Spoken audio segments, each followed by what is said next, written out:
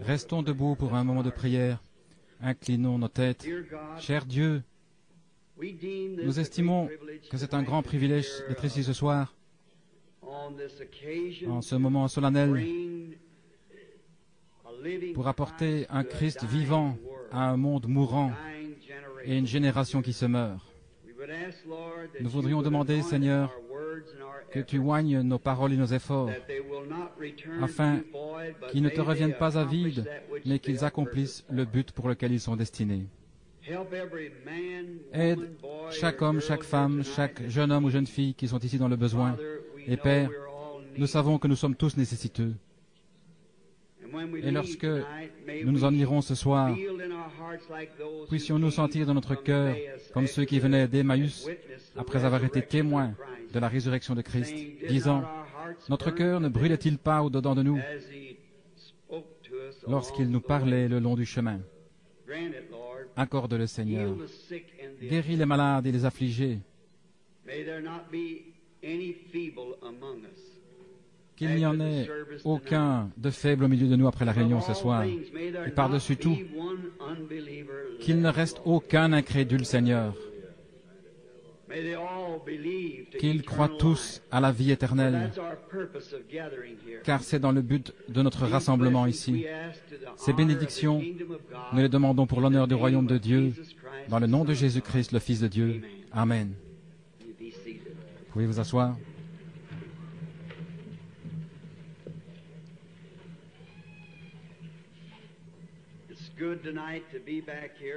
Il est bon de revenir ce soir. Je vois qu'il y en a quelques-uns debout là autour. Et je pense que les lignes téléphoniques sont ouvertes maintenant avec différentes villes à travers le pays, San Francisco, Tucson et jusque dans l'Est. Et par le téléphone, nous leur adressons nos salutations. Nous sommes dans la salle ici ce soir, l'auditorium principal est comble, les allées et les murs sont pleines de gens debout. Et nous comprenons que demain soir, nous essaierons d'ouvrir un autre côté ici vers le gymnase et avoir une plus grande salle qui pourra peut-être accueillir 2000 personnes en plus. Ainsi, nous l'espérons pour demain. Car si l'auditoire est rempli ce soir, le premier soir, eh bien, nous croyons qu'il sera plus encore demain soir. Je vois qu'ils ont aussi placé des chaises supplémentaires ce soir. Nous sommes dans une grande expectative. Premièrement, la venue du Seigneur Jésus. Ensuite, le salut des âmes perdues qui vont le recevoir ce soir et être prêts pour sa venue quand il viendra, quand il apparaîtra. Je désire offrir une salutation spéciale et souhaiter la bienvenue à tous ces hommes de bien sur l'estrade, qui, à ce que je comprends, sont des ministres pour la plupart, 200 ou plus qui se tiennent sur l'estrade, et nous sommes certainement reconnaissants qu'ils soient ici. À vous tous, où que vous soyez dans les différentes parties du pays, je me rends compte que quelques-uns ici viennent d'outre-mer.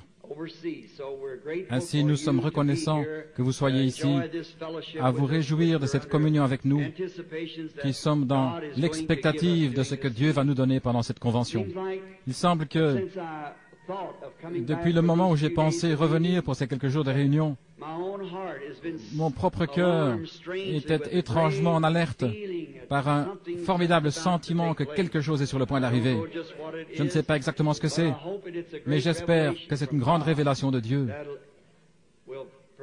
qui nous préparera et fera de nous de meilleurs citoyens de son royaume alors que nous marchons dans ce monde obscur de péché et d'incrédulité. Ce terrain ce soir, ce lieu même, représente quelque chose de grand pour moi. Depuis que j'ai su qu'ils allaient construire cet auditoire ici, de l'école, j'ai désiré tenir une réunion à cet endroit. Je suis très reconnaissant au conseil d'administration de l'école et ceux qui l'ont gracieusement accordé. C'était à cet endroit exactement où ce bâtiment se tient ce soir qu'une grande chose est arrivée il y a quelque 30 ans, exactement sur le même terrain. Ce n'était rien d'autre qu'un champ de genêt en ce temps-là. Et je vivais dans une petite maison, juste là derrière, à environ 200 mètres.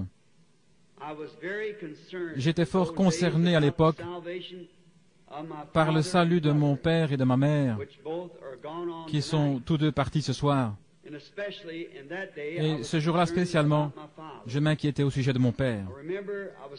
Je me souviens que je dormais sous le porche en ce temps chaud de l'été. Ceci est écrit, je crois, dans la brochure « Jésus-Christ, le même hier, aujourd'hui et pour toujours ». Ou bien, c'était dans la brochure intitulée « Je n'ai pas désobéi à la vision céleste ». Étant couché sous le porche, je fus soudain réveillé et un fardeau est venu sur mon cœur pour mon père.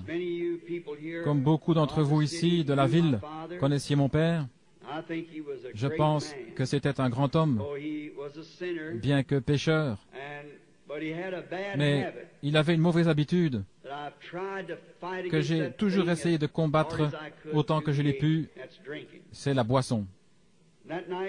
Cette nuit-là, il était en train de boire. Je me suis réveillé avec un lourd fardeau pour lui sur mon cœur.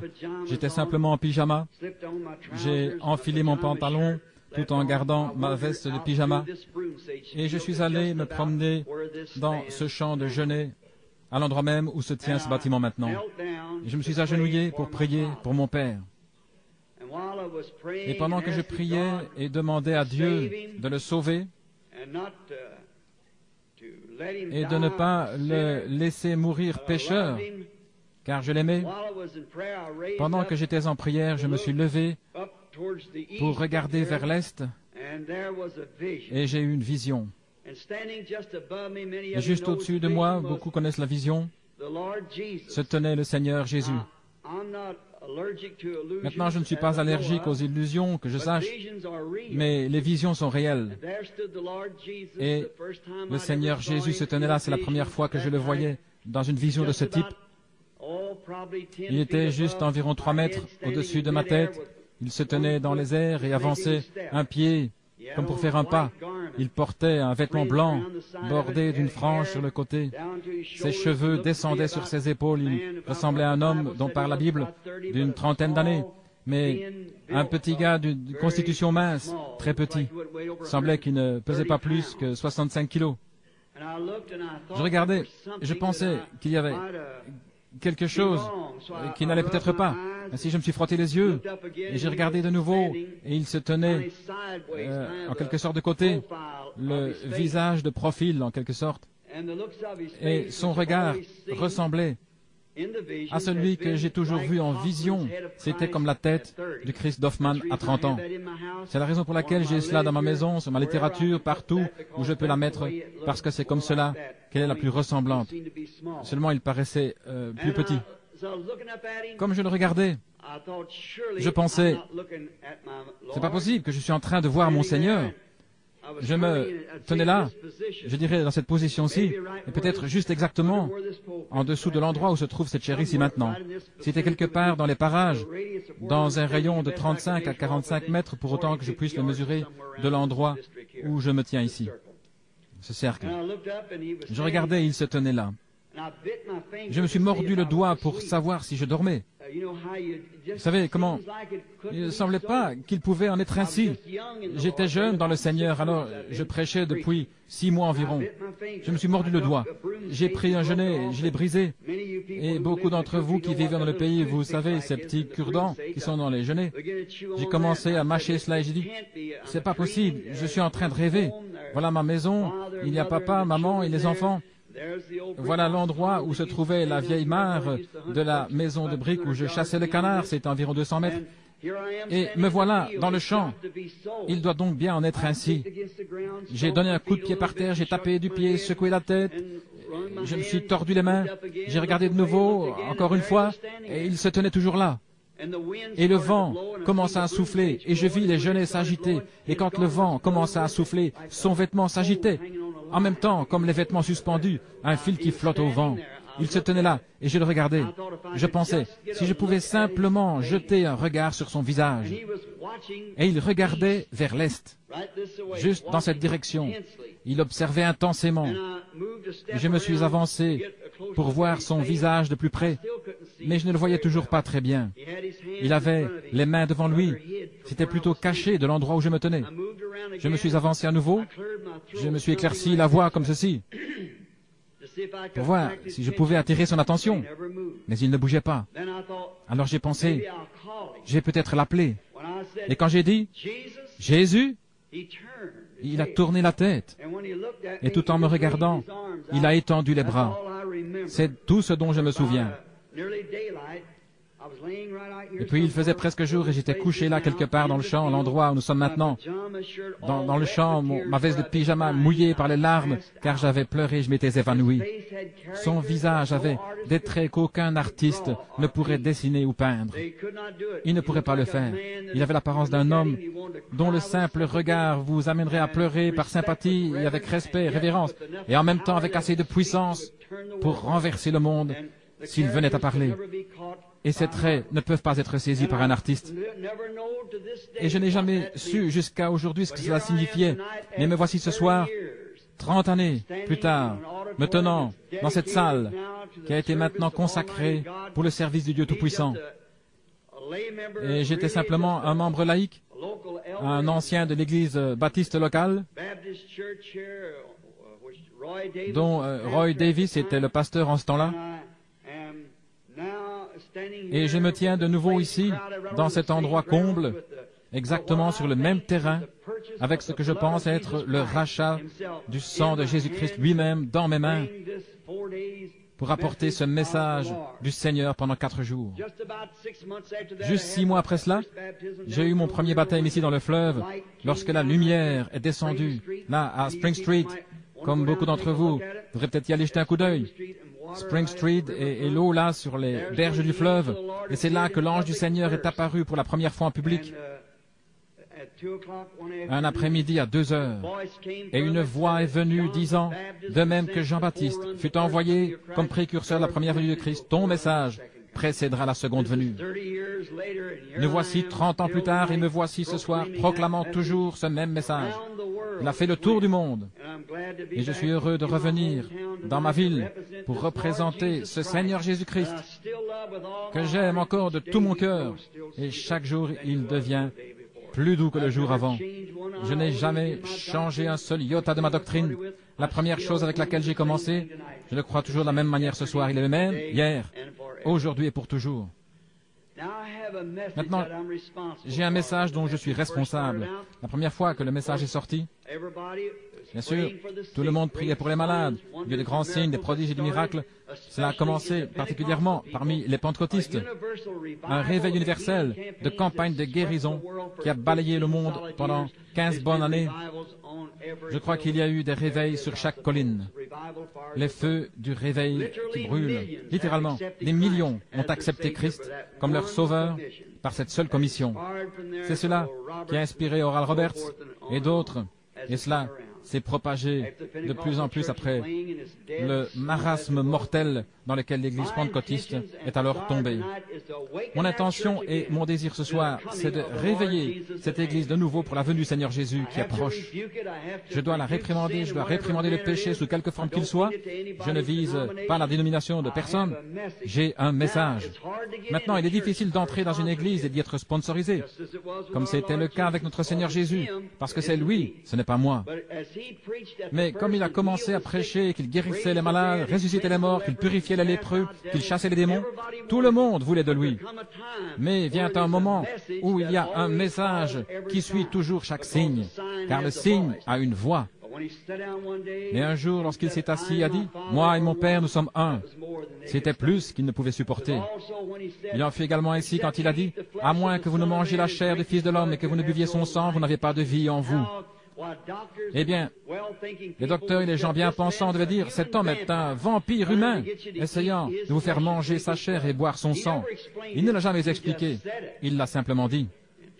Et ce soir, vous pourriez entendre des choses qui seront simplement dites pendant la réunion, que nous ne serons peut-être pas à même d'expliquer, mais souvenez-vous, Jésus-Christ est le même, hier, aujourd'hui et pour toujours. Nous le croyons. Maintenant, nous n'avons pas le temps de trop parler parce que nous avons certaines heures pour commencer, certaines heures pour s'arrêter, et nous voulons honorer le conseil d'administration de l'Église, de l'école qui a mis ce moment à notre disposition. Nous ferons tout pour les honorer. Souvenez-vous, si à un moment quelconque, un pécheur veut venir à Christ, tout ce que vous avez à faire, c'est de vous avancer immédiatement, que je sois en train de prêcher, de chanter, quoi que ce soit, donnez votre vie à Christ à ce moment même et retournez à votre siège. C'est pour cela que nous sommes là, pour vous aider. Je voudrais parler à frère Vail, frère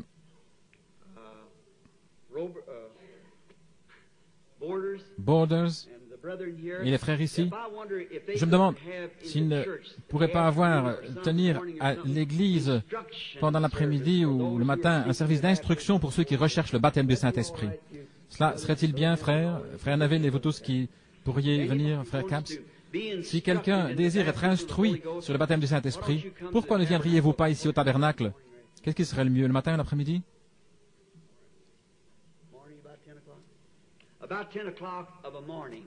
Le matin vers 10 heures. Si vous avez une question sur la doctrine, si vous avez une question sur le message, si on ne s'est jamais occupé de vous personnellement et que vous vouliez qu'on prie pour vous, ou si vous désirez connaître quelque chose de ce genre, pourquoi ne passez-vous pas là à 10 heures du matin pour voir ces hommes? Il y en aura un ou plusieurs d'entre eux là-bas pour instruire, prier pour les malades et répondre aux questions d'une manière personnelle. Venez simplement vers eux et ils seront heureux de vous aider par tous les moyens possibles. Maintenant, juste avant de nous approcher de la parole, nous désirons nous approcher à nouveau de l'auteur de la parole. Vous pourriez trop manger, vous pourriez trop boire, vous pourriez trop rire, vous pourriez trop marcher, mais vous ne prierez jamais trop. Je voudrais que les hommes prient en tout lieu en élevant des mains pures, sans doute ni colère. Prions. Cher Jésus, auteur de la parole de vie, et tu es cette parole.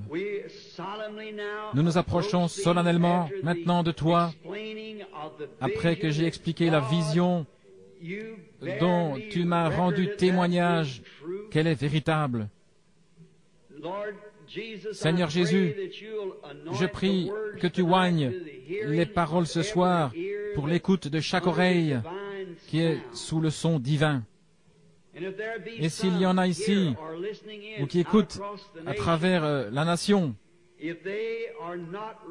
qui ne sont pas prêts à cette heure pour répondre aux défis de l'heure, le message venant de Dieu, qu'ils se repentent et soient prêts, car le royaume de Dieu s'approche. Nous prions pour qu'il en soit ainsi ce soir avec eux, qu'ils répondent aux défis de cette heure. Ô Dieu, je désire prier pour demander de l'aide, connaissant la responsabilité et ce que cela signifie de devoir répondre au jour du jugement de tout ce que j'aurais dit ici et ailleurs.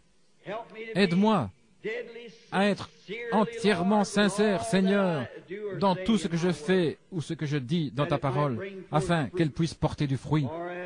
Car ta commission était que cette parole ne quitte pas ta bouche, mais médite-la jour et nuit, pour que tu prennes garde à faire tout ce qui est écrit dans la loi.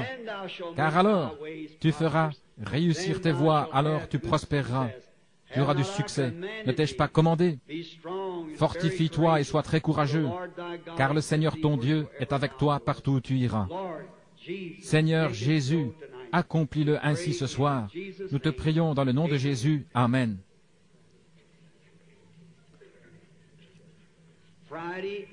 Vendredi et samedi, de 10h à midi, au tabernacle à la 8e rue et à la rue Penn, il y aura des instructions et des réponses sur la doctrine, des prières pour les malades, et encore plus.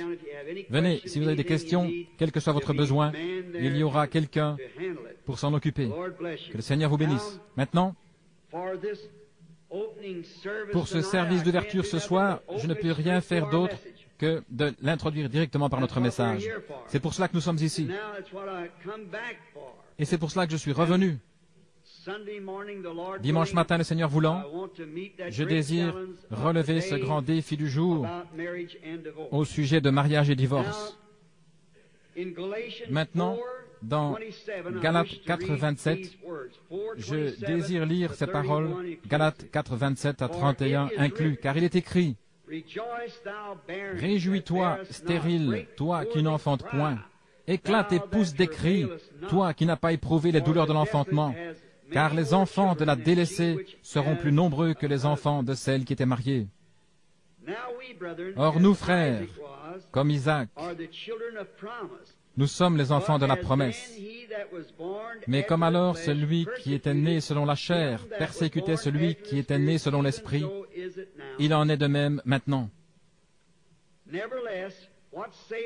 Mais que dit l'Écriture?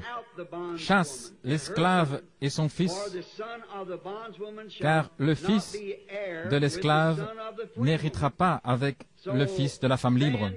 Ainsi, frères, nous ne sommes pas enfants de l'esclave, mais de la femme libre. Le Seigneur ajoute ses bénédictions à la lecture de sa parole. Maintenant, je crois qu'ici j'ai pris un texte comme ceci, très curieux, inhabituel. Et quelquefois, nous trouvons Dieu à ces heures dans des manières ou des choses curieuses, inhabituelles. Parce que Dieu est inhabituel, et ceux qui le servent réellement de tout leur cœur le servent d'une manière inhabituelle. Pour les choses ou les voies du monde, ce texte est intitulé « La semence n'hérite pas avec la balle ». Paul parle ici de la semence littérale des deux fils d'Abraham. Paul se place lui-même joyeusement dans une position de naissance par la femme libre. Et nous savons qu'Abraham a eu deux fils par deux femmes différentes. Dieu lui a fait une promesse que par Sarah, il y aurait un fils qui naîtrait et que par ce fils, le monde serait béni. Toutes les nations seraient bénies par ce fils. Et on croit communément, particulièrement parmi les Juifs, que c'était Isaac. Mais non. Ce fils promis d'Abraham, c'est Jésus. Et il est de la semence royale promise d'Abraham. Mais Abraham a eu deux fils, l'un par Agar, qui était la servante de sa femme, une jolie et charmante servante égyptienne qu'Abraham avait prise là-bas en Égypte pour en faire la servante de sa femme. Et Sarah, pensant que Dieu ne serait pas capable d'accomplir sa promesse, elle dit à Abraham de prendre sa servante Agar et de se marier avec elle. La polygamie était légale en ces jours-là. Pour avoir l'enfant, que c'était de cette façon que Dieu l'avait prévu, qu'elle ne devait avoir l'enfant que par Agar. Mais nous découvrons qu'il n'en était pas ainsi. Nous comprenons aussi que Dieu est rendu parfait en trois.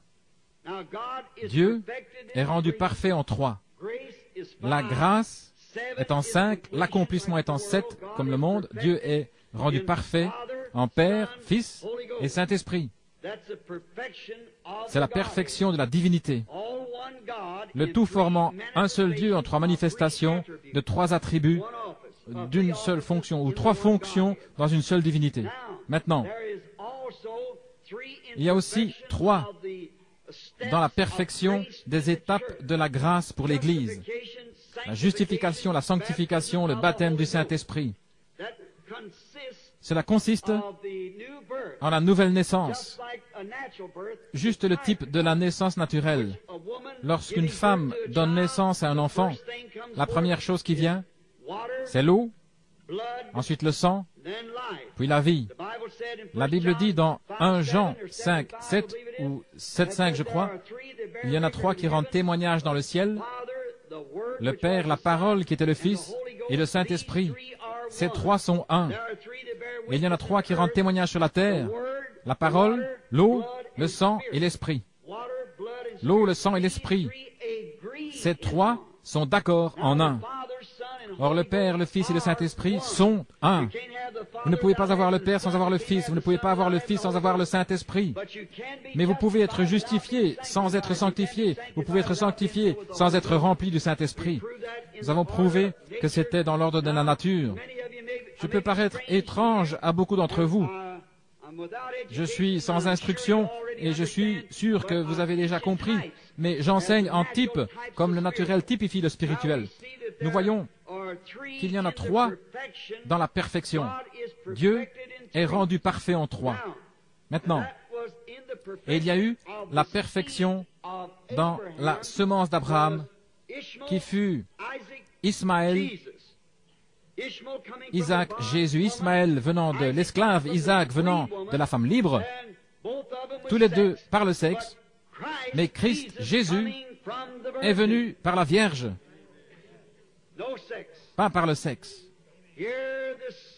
Voici cette semence, une semence, pas des semences au pluriel, mais une seule semence. Les autres n'étaient pas la semence d'Abraham, parce que la semence d'Abraham, c'était sa semence de foi dont Dieu parlait, pas sa semence naturelle. Car après la mort de Sarah, Abraham s'est marié avec une autre femme et a eu 7 fils, sans compter les filles. Ainsi, ce n'était pas les semences d'Abraham, c'était la semence d'Abraham, une seule. Et c'était la semence de foi d'Abraham, annonçant la semence royale qui devait venir par la foi d'Abraham. Pas la vie naturelle d'Abraham, mais la vie spirituelle d'Abraham, qui prenait tout ce qui était contraire à la parole de Dieu et le considérait comme n'existant pas, et il croyait Dieu. Contre toute espérance, il croyait dans l'espérance. Voilà la véritable semence dont nous parlons. Ici, cependant, nous avons une image. La semence a commencé, la semence de la promesse a commencé avec un très léger doute de la promesse originale. Voyez-vous comment ça commence en bas? En doutant de la promesse originale. Dieu a promis à Abraham qu'il aurait cet enfant par Sarah. Mais observez maintenant, la première semence d'Abraham est venue par l'intermédiaire de l'esclave parce que Sarah a douté que ceci puisse arriver, parce qu'elle était vieille et avait dépassé l'âge d'avoir des enfants. C'est ainsi que commence l'Église, c'est ainsi que ça commence toujours. Vous commencez, vous partez d'en bas, vous ne partez pas du sommet. Un homme qui essaierait de monter sur une échelle et qui essaierait d'aller d'abord en haut se casserait le cou. Vous devez commencer et construire en montant jusque-là. Et nous trouvons ici le commencement de la promesse de Dieu étant manifesté au travers d'un programme de Dieu interrompu à la suite d'un léger doute. C'est de la même façon que le péché a commencé dans le jardin d'Éden. C'est ainsi que la mort est venue par le péché, lorsqu'une seule parole de Dieu fut mal interprétée ou mise en doute. Vous ne pouvez pas mettre en doute ou mal placer une seule parole de Dieu. C'est ainsi dit le Seigneur. Que chaque parole soit ainsi. Et ici, Sarah, elle, à qui la promesse, Sarah étant une femme qui est un type de l'Église, a douté du programme original de la parole promise de Dieu et a dit, toi, Abraham, mon mari, prends cette belle servante, vis avec elle et sois un mari pour elle, et Dieu donnera cette semence de la promesse à travers elle et je prendrai l'enfant. Voyez, le fait de contourner juste un petit iota a changé le programme entier. Par conséquent, nous devons prendre chaque parole de Dieu comme étant ainsi dit le Seigneur. Chaque parole de Dieu est vraie. Ici, la semence a commencé par une promesse qui fut légèrement mise en doute. Isaac étant la semence de la femme libre à qui la promesse avait été faite, engendra, comme Paul essaie de l'expliquer ici dans Galates, il engendra la semence promise naturelle. Et il continue en disant que les enfants de la femme esclave ne peuvent hériter avec les enfants de la femme libre, parce qu'ils sont de 2 catégories différentes. Et c'est vrai, l'incroyant ne peut pas hériter avec le croyant. Il n'y a aucun moyen du tout, et c'est là le problème aujourd'hui. Vous ne pouvez faire qu'un poulet dénominationnel croît avec un aigle. Vous ne pouvez simplement pas le faire. C'est là que le trouble vient. Vous devez croire chaque parole de Dieu. Vous n'héritez pas ensemble, pas plus que vous vous joindrez à lui. Vous ne pouvez pas le faire. Vous devez être un aigle ou un poulet. Il ne pouvait pas hériter avec Ismaël la semence de la femme esclave à cause du doute Sarah a douté de la parole de Dieu, que Dieu était capable de l'accomplir. Et remarquez qu'Abraham, voyez sur quoi je construis ce dimanche matin, pour dimanche prochain, Abraham, non, n'a pas douté. C'est Sarah qui a douté. C'était elle. Ce n'est pas Adam qui a douté, c'est Ève qui a douté. Ainsi donc, nous allons découvrir davantage de choses lorsque nous en parlerons dimanche matin. Le spirituel ne peut pas, le naturel ne peut pas non plus hériter avec le spirituel. Pas plus. Les enfants d'Ismaël ne peuvent hériter avec les enfants d'Isaac. Et pas plus. Le charnel ne peut hériter avec le spirituel. Église naturelle, église spirituelle. Il y a une église naturelle, dont ces femmes ici sont le type, et il y a aussi une église spirituelle.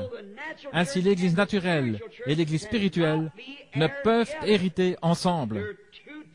Elles ont chacune un moment différent et distinct. Ce sont deux peuples séparés, différents. Ce sont deux alliances séparées, différentes. C'est pourquoi l'enlèvement est différent. Et ce sera seulement pour la semence royale d'Abraham. Cela ne peut venir de la semence naturelle, charnelle de l'Église. Ce devrait être la semence royale de la parole de Dieu à travers Abraham, la semence royale. C'est pourquoi l'enlèvement doit avoir lieu en premier, parce que, souvenez-vous, nous, les vivants qui serons restés, nous ne devancerons pas ceux qui dorment. Car la trompette de Dieu sonnera, les morts en Christ ressusciteront premièrement. Nous, les vivants qui serons restés, nous serons enlevés ensemble avec eux et rencontrerons le Seigneur dans les airs. Et remarquez, il est encore écrit, et le reste des morts ne revint pas à la vie pendant 1000 ans. Ainsi, ils n'hériteront pas ensemble, ils ne seront pas ensemble dans l'enlèvement. Il y a absolument une église naturelle et une église spirituelle, une église charnelle et une église spirituelle. Vous voyez, il n'y a pas de jugement pour la semence royale spirituelle prédestinée d'Abraham. Parce qu'ils sont prédestinés à la vie éternelle. Ils ont accepté le sacrifice auquel Dieu a pourvu, et ce sacrifice est Christ la parole. Et il n'y a donc maintenant aucune condamnation. Saint Jean 5, 24, si vous voulez le passage de l'Écriture. Il n'y a donc maintenant aucune condamnation pour ceux qui sont en Christ Jésus. Romains 8, 1. Ne marche pas selon la chair, mais selon l'Esprit. Et Jean 5, 24, celui qui entend ma parole. Le mot signifie comprend. N'importe quel ivrogne peut l'entendre et ensuite s'en aller. Mais celui qui entend ma parole, comprend ma parole et croit en celui qui m'a envoyé, a la vie éternelle et n'entrera pas en jugement. Mais il est passé de la mort à la vie. Oui, monsieur. Celui qui comprend ce glorieux mystère du Dieu révélé, comment Dieu était en Christ réconciliant le monde avec lui-même, comment lui et le Père étaient un, ainsi que les grands mystères de l'accomplissement de Dieu, qui se présente lui-même manifesté dans l'âge des êtres humains, par le canal des êtres humains, et en compagnie d'êtres humains, pour manifester sa parole au jour du lever du soleil à l'est et faire la même chose alors que le soleil se couche à l'ouest pour se manifester dans une église épouse. La parole rendue manifeste. Celui qui comprend, c'est-à-dire savoir, celui à qui c'est révélé par celui qui m'a envoyé, a la vie éternelle et ne viendra pas en jugement, mais il est passé de la mort à la vie. La semence naturelle était seulement le transporteur, le véhicule de la semence spirituelle, comme la tige, l'aigrette et la balle. Nous en avons déjà parlé dans un autre message, mais j'aimerais le revoir un petit peu, y revenir juste une minute. Maintenant ici, il y a 3 étapes pour la semence qui nous montre la véritable image, les 3 étapes de la semence naturelle sur la terre. Ainsi, lorsqu'une semence est plantée, elle produit une tige de laquelle sortent des petites pousses, puis l'aigrette, ensuite le pollen s'attache à cela, et puis la balle, et enfin à nouveau la semence. Observez les étapes de cette parfaite parabole ici et comment elle a exactement développé le type, car Dieu est l'auteur de toute la nature. Par conséquent, la nature ne peut pas faillir, pas plus que Dieu ne peut faillir, parce qu'il était celui qui a placé les choses dans leur état pour que nous puissions les regarder et les voir. Remarquez, Agar, la tige, qui fut la première partie du développement de la semence. Elle ne ressemblait en rien à la semence. C'était la tige, parce qu'elle était une femme esclave. Pas du tout dans la promesse. Mais rien à voir avec la parole. Juste un porteur de la semence. Remarquez, Sarah, l'aigrette, qui avait le pollen. Cette nation juive est née d'elle. De Sarah descendit Isaac, d'Isaac descendit Jacob, Jacob engendra les patriarches, et les patriarches engendrèrent une nation. Marie, la Vierge, la foi, produisit la véritable semence, parole spirituelle faite chair. Voyez, les trois femmes par qui cette semence a été transportée. L'une d'elles était en fait une adultère dans la polygamie. La seconde était une femme libre, et la troisième n'eut pas du tout besoin d'avoir affaire au sexe, mais par la foi, elle crut la parole de Dieu. Agar, Sarah et Agar, c'étaient toutes les deux par le sexe, mais Marie était vierge, par la puissance d'une parole promise de Dieu. C'est vrai. La tige, Agar, deux épouses, ont douté de la promesse. Mais observez ce que cela a produit lorsqu'Agar, la seconde femme d'Abraham, qui n'était seulement en fait qu'une concubine, mais elle a donné naissance à un homme. Quel genre d'homme était-ce? La Bible dit qu'il était un homme sauvage. Il vivait de son arc, et personne ne pouvait le vaincre. Impossible de l'apprivoiser, de le convertir. Il était irrégénéré. On ne pouvait l'apprivoiser. C'était un homme sauvage, parce qu'il venait du contraire de la parole de Dieu. Et tout ce qui est contraire, tout prédicateur, tout membre laïque, toute église qui est contraire à la parole de Dieu, produira un groupe adultère sauvage d'Hollywood, mondain, qui ne peut rester avec la parole non adultérée, sans mélange, parce que ce n'est même pas inclus dans la promesse. Non, Sarah, la véritable épouse de la promesse, l'aigrette produisit un homme ayant un esprit doux. En retour, il engendra une nation promise qui servait Dieu. Mais Marie, sans le sexe du tout, mais ayant cru la parole promise, quand elle était vierge, sans connaître d'homme, et l'ange du Seigneur l'a rencontrée, disant, « Je te salue Marie, bénie sois-tu parmi les femmes, car Dieu est avec toi. » Et elle a dit, « Comment ces choses se produiront-elles » L'ange répondit, « Le Saint-Esprit te converira de son nombre. » Il n'en avait jamais été ainsi au cours des âges, mais Marie a cru Dieu. Elle a dit, « Voici la servante du Seigneur. » Elle crut la parole. Comment fit-elle pour l'avoir? Elle savait qu'Agar avait eu un bébé par un désir sexuel avec Abraham. Et Sarah a eu un bébé par un désir sexuel avec Abraham. Les enfants de la promesse, l'esclave, la femme libre. Mais ici, il lui est demandé de croire, de contribuer à la foi qui était en Abraham, qui croyait l'impossible. Aussi longtemps que Dieu a dit qu'il en serait ainsi, c'est parfait. Elle crut Dieu, sans poser de questions. Elle a dit, voici la servante du Seigneur. Peu importe combien de critiques je dois subir du monde, mais qu'il me soit fait selon ta parole. Là est venue la semence authentique. Sarah n'avait pas pu le faire parce que c'était par le sexe, c'est vrai. Et Sarah non plus, car c'était le sexe. Pas plus que l'Église qui est dans le sectarisme. Il faut une croyance, une foi vierge dans la parole de Dieu pour faire qu'une promesse produise des enfants. Le sectarisme ne produira jamais une Église née de nouveau. Il ne peut pas le faire. Cela produira un substitut, produira quelque chose qui limite, quelque chose qui essaye de lui ressembler. Mais une Église de Dieu authentique, née de nouveau, croit la parole de Dieu face à tout, quoi que ce soit, car elle n'est pas adultérée. Alléluia. C'est par la promesse de Dieu que ces choses viennent. Marie, la véritable personne, hors sexe, dit, qu'il me soit fait selon ta parole. Voici ta servante. Et elle produisit. Que produisit-elle? Pas un homme sauvage? Pas une nation? Mais elle produisit la parole. Dieu lui-même manifesté dans la chair. Alléluia. La vraie semence de Dieu qui manifesta chaque promesse que Dieu fit dans la Bible. Sans lui, aucun homme ne peut vivre. Elle était la vraie semence. Elle était au-delà. Elle fut la balle qui produisit le grain. Maintenant, les deux autres furent des porteurs de vie, seulement comme la semence naturelle. Marie, rappelez-vous, j'ai dit que les deux autres, Marie, ne la faites pas Dieu comme des gens essaient de le faire. Elle n'était pas un Dieu. Non, monsieur. Elle fut seulement un porteur de la semence, comme les autres l'ont été. Mais de même que la foi dans la parole fait avancer vers l'image réelle, c'est ainsi que le blé mûrit. Il vient une tige, puis le pollen, puis vient la balle. Mais vous pensez, cette balle, si vous ne faites pas attention, elle ressemble exactement au véritable blé. Mais lorsqu'elle est ouverte, le véritable blé est à l'intérieur. C'est de nouveau seulement un porteur. Ainsi, vous voyez Marie, pas par le sexe, mais par la foi. Quelque chose exactement comme cela. Marie n'était pas cette semence.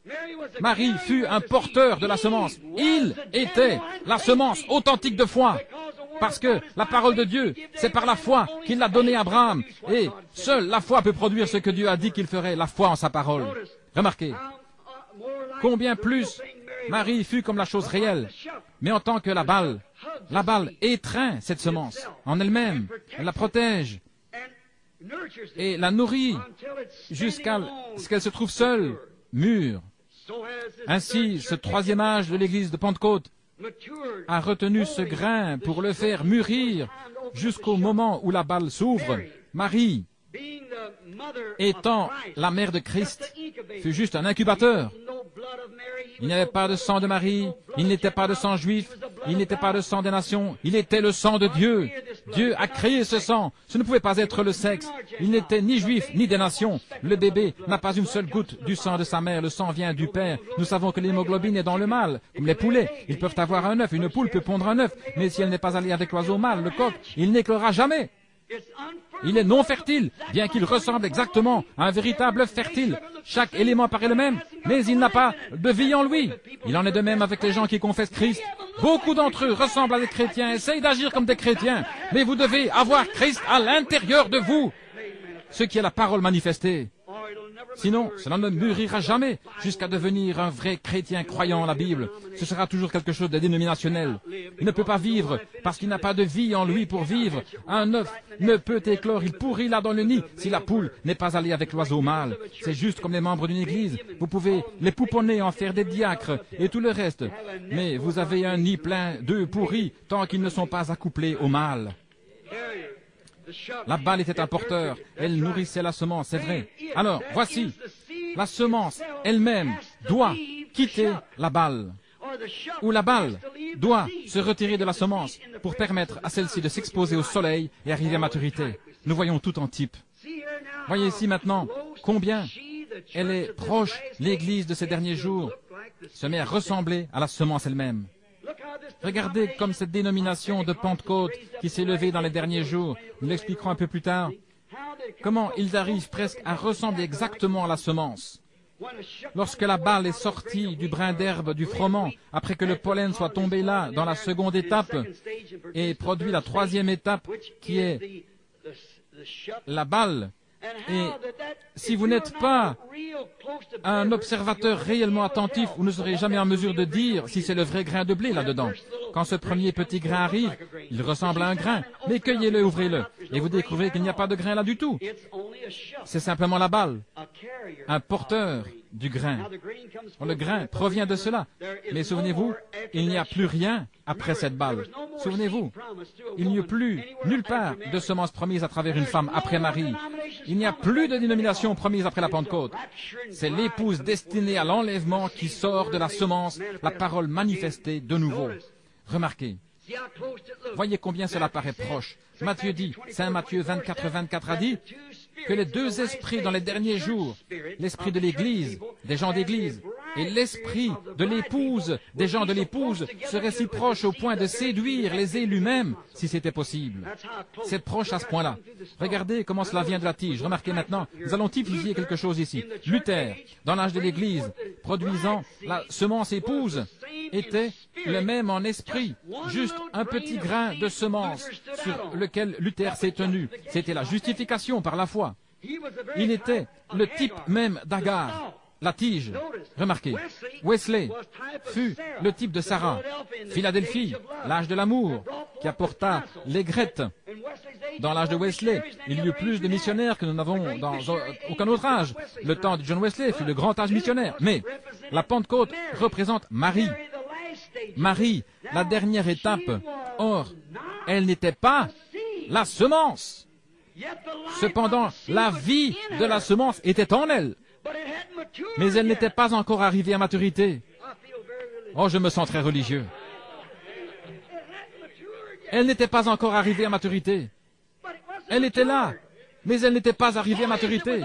Ainsi en est-il avec notre âge pentecôtiste dans lequel nous vivons. Il doit arriver une parole de Dieu qui est non dénominationnelle, en dehors du domaine de cette dénomination. Luther s'est arrêté sur la première parole, le juste vivra par la foi. Wesley eut deux paroles, la sanctification. La seconde, œuvre de grâce, bien déterminée. La Pentecôte eut la troisième parole, la restauration des dons. Mais la semence entière doit venir. Voyez comment, avec une seule parole, ils ont fait une dénomination, avec une autre parole et une autre parole. Mais il doit y avoir quelque chose qui ne peut servir à faire une dénomination. C'est la totalité de la vie qu'il y a là-dedans qui doit se manifester de nouveau dans une épouse. Il ne peut plus y avoir aucun âge de l'Église après ceci. Nous sommes à la fin, frères et sœurs. Nous y sommes, nous sommes arrivés. Grâce soit rendue à Dieu. Amen. Maintenant, nous voyons que ces choses sont tout ce qu'il y a de plus vrai. Alors nous remarquons que si elle est l'aigrette, ou si Wesley est l'aigrette, alors la Pentecôte est la balle, ce qui est l'étape suivante de la venue du grain. Mes frères, sœurs, la tige n'est pas le grain. L'aigrette non plus n'est pas le grain. La balle n'est pas non plus le grain. Bien qu'à chaque fois, en mûrissant, cela ressemble davantage au grain. La tige ne ressemble pas au grain. Ensuite, que vient-il? L'aigrette, un petit bulbe, elle ressemble plus au grain que le brin d'herbe. Que vient-il après? La balle. Elle contient le grain, elle nourrit le grain. Regardons maintenant la promesse que Dieu a faite à Abraham. Ta semence, parlant spirituellement, n'importe lequel d'entre nous sait cela, il parlait de Christ et non d'Isaac, à travers sa semence de foi. Remarquez, la première vint par une esclave. Cela ne ressemblait en rien à la promesse. Dieu n'a pas besoin de revenir sur sa parole pour qui que ce soit. Dieu dit comment elle arriverait et c'est de cette façon qu'elle viendra. Mais Sarah, une représentation de l'Église, un type de l'Église, elle découvrit, elle dit, eh bien je crois que c'est un peu trop phénoménal, je ne peux tout simplement pas arriver à y croire. Aussi va prendre Agar et prends-la pour femme. Voyez-vous là, cette tige-là ne ressemblait pas du tout à la promesse. Mais quand ce fut le tour de Sarah, cela paraissait assez bien. Cela ressemble bien davantage à la promesse. Mais cependant, ce ne fut pas encore la promesse authentique parce que Israël, en Isaac, a failli et a renié la semence véritable lorsqu'elle est venue. Alléluia. Ne soyez pas excités, ne courez pas. Cela ne vous fera pas de mal. Il renia la semence, la crucifia et le pendit à la croix. Comme Paul le disait ici, la semence de la femme esclave n'a-t-elle pas persécuté la semence de la femme libre? Et ainsi, la semence de la dénomination persécute le grain authentique. Il doit toujours en être ainsi. Ils n'hériteront pas ensemble, ils ne sont pas associés ensemble, ils sont absolument de deux promesses différentes, deux époques différentes, deux peuples tout à fait différents. L'un est l'épouse et l'autre une église. Pas de comparaison du tout entre elles. Mais cependant, elles ne sont pas la semence dont la venue était promise. Ni Sarah, ni Agar, ni Sarah, ni Marie ne furent la semence. Marie n'était pas la semence, elle était un porteur, un véhicule de la semence. Elle l'avait nourri, elle l'avait produit depuis son sein, exactement comme la balle produit la vraie semence de son sein. Mais la balle n'est pas la semence. Elle est tout près de la semence, elle est bien serrée autour de la semence. Pour en revenir à la tige, la vie se diffuse tout le long de la tige, et quand vient le pollen, elle se concentre, mais lorsque vient la balle, elle est exactement comme si c'était la semence. Et sa forme est à peu près comme la semence. Jésus nous a dit que ce qui arriverait dans les derniers jours, que ce serait si près au point de séduire les élus eux-mêmes si c'était possible. Mais alors la semence provient de là, et la balle, la vie quitte la balle, et la balle est un porteur, et c'est exactement ce qu'ont été nos dénominations des porteurs. Luther, Wesley, les pentecôtistes. Et maintenant, c'est le moment pour la semence d'apparaître. Remarquez, Marie n'était pas la semence. La balle, l'aigrette et la tige n'étaient que des porteurs d'une partie de la parole. Pas toute la parole. Luther eut la justification, Wesley eut la sanctification, les pentecôtistes eurent la restauration des dons. Mais lorsque la parole vint, or il pouvait produire cela, cette justification qui sauve un homme. Croyez cela? Certainement, c'est un porteur de la parole. De même que je crois que la tige est une partie du blé, certainement. Mais c'est un porteur. Elle n'est pas la vie. Ensuite est venue la sanctification. Combien croient la sanctification? Si vous croyez la Bible, vous devez y croire, certainement. Ainsi, ce n'est quand même pas. C'est un peu plus, 2 mots de plus. Mais alors, vient la Pentecôte, la restauration des dons, le parler en langue. Ils l'ont appelé l'évidence initiale du Saint-Esprit. Et là, ils l'appellent cela l'évidence initiale. Qui a produit quoi? La balle. Mais ils en ont fait une dénomination. Mais quand vous commencez à dire, moi et mon Père, nous sommes un et ces autres choses, alors la balle se retire de cela. Mais la véritable Église épouse, authentique, produira l'entière parole de Dieu dans sa plénitude et sa force. Car il est le même, hier, aujourd'hui et pour toujours. Notez que dans le sein de Marie, il y avait la semence. Mais lorsque la semence fut mise au monde, elle a dit, je viens pour faire la volonté de celui qui m'a envoyé. Moi et mon Père, nous sommes un. Si je ne fais pas ces œuvres, ne me croyez pas. Voilà la semence. Lequel d'entre vous peut m'accuser d'incrédulité? Ce que la Bible avait promis que je ferais, je l'ai fait. Dieu l'a confirmé à travers moi, dit-il. Qui peut me dire maintenant la semence? Mais la semence en Marie, la balle était près d'être cela, mais elle ne l'était pas. C'était toujours en son sein. Remarquez, dans l'âge pentecôtiste, à travers l'âge luthérien, à travers l'âge wesleyen, il y eut la même chose à travers cet âge pentecôtiste. Maintenant, remarquez, mais à l'ouverture des 7 sceaux, Apocalypse 10, la parole entière doit naître en manifestation à nouveau et confirmée par l'Esprit de Dieu dans toute sa force, comme elle le fut quand elle était ici sur la terre, manifestée de la même manière, faisant les mêmes choses qu'elle fit lorsqu'elle était ici sur la terre. Amen. Hébreux 13:8 dit que Jésus-Christ est le même, hier, aujourd'hui et pour toujours. Dans Saint Luc 17:30, Jésus dit, dans les derniers jours, comme il en était au jour de Sodome, de même le Fils de l'homme se révélera de nouveau. La même chose. Le monde est dans une condition sodomite et l'Église est entrée avec lui dans Sodome, comme l'ont fait Lot et sa femme. Et je dis qu'il y a une Église élue quelque part dans ce monde qui s'est retirée de ces choses et qui se tient à l'écart. Et la manifestation de Dieu a attiré son attention. Nous sommes dans les derniers jours. La balle a fait entrer sa force dans la semence. Elle est sortie, a continué. C'était une bonne balle, mais elle a fait son temps. Vous voyez, c'est l'épouse parole de l'époux parole. La semence naturelle d'Abraham, Isaac et Jacob, ou plutôt la semence naturelle d'Ismaël, la semence naturelle d'Isaac, et ainsi de suite, devait aller dans le sol pour produire cette autre semence, produire Jésus. Et ces autres doivent faire ainsi de même. Les semences doivent sécher. Je veux dire, les balles doivent sécher, le pollen doit sécher, et tout doit mourir pour que la semence puisse paraître. C'est de cette façon qu'il en était dans chaque âge. Les dénominations étaient les porteurs d'une partie de celle-ci. La parole en est une partie car elle a été cachée aux sages réformateurs, scellée loin d'eux, jusqu'à l'âge où les aigles apparaissent. La Bible le dit. Oui, monsieur, parce que cela nous a été promis dans Malachie 4. Exactement. Il l'a caché aux yeux des sages et des intelligents. C'est alors que dernièrement nous avons parcouru le livre de l'Apocalypse et nous avons découvert que les 3 messagers ou ces êtres vivants qui vinrent, chacun était tout à fait en rapport avec Luther, chacun ensemença exactement le suivant, qui est le bœuf et les différents êtres vivants de la Bible. Cela passa par la justification, la sanctification, même jusqu'aux pentecôtistes. Mais le 4e, c'était un aigle. C'est vrai.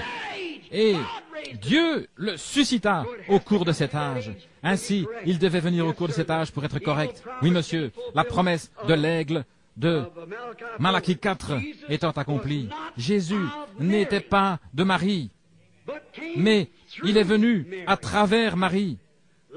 Comme la vie passe par la balle. Maintenant, beaucoup d'entre vous, chers frères ou sœurs catholiques, qui êtes ici ce soir, vous pensez peut-être que Marie était la mère de Dieu, comme vous le dites. Comment pouvait-elle être la mère de Dieu, alors que Dieu n'a ni commencement ni fin? Qui était le Père de Dieu alors, si elle était sa mère? Il était son Créateur. Elle n'était pas son Créateur. Il se créa lui-même dans le sein de Marie. Pas sa création à elle. C'est lui qui s'est créé lui-même. Il ne vint pas d'elle, mais elle vint de lui. C'est vrai. La Bible nous enseigne que toutes choses ont été faites par lui. Et rien de ce qui a été fait n'a été fait autrement que par lui. Ainsi, comment aurait-il pu avoir une mère alors qu'il était Dieu lui-même? Nous voyons ici maintenant la vraie révélation du vrai type. Il y eut 3 femmes porteuses de la semence naturelle jusqu'à ce qu'elles mûrissent en Jésus. Ismaël ne pouvait pas l'être parce qu'il est né, comme nous dirions aujourd'hui, hors du lit conjugal, parce qu'il était le fils d'une femme esclave. Puis vint quelqu'un ressemblant un peu plus à Jésus, ce fut Isaac. Mais ce n'était pas encore cela, parce qu'il est né par le sexe entre Sarah et Abraham. Mais en continuant, vint Marie, qui, par la naissance virginale, produisit Jésus-Christ. C'est vrai, Dieu, la parole faite chair. Maintenant, regardez, il y a eu 3 femmes. 3 femmes en type ici, des églises. Les femmes typifient toujours des églises, ce qui veut dire 3 âges dénominationnels, des porteurs, qui doivent aussi mourir et sécher, tout comme la balle et ainsi de suite, pour préparer la place pour la semence. La semence ne peut mûrir tant que la balle, la tige et les feuilles ne soient pas toutes sèches, c'est vrai. Elles leur soutirent toute la vie qu'elles ont. Amen. Tout ce qu'il y avait en elle, plus. Sinon, elle ne peut pas y arriver. C'est maintenant le temps de la semence ou le temps de l'épouse.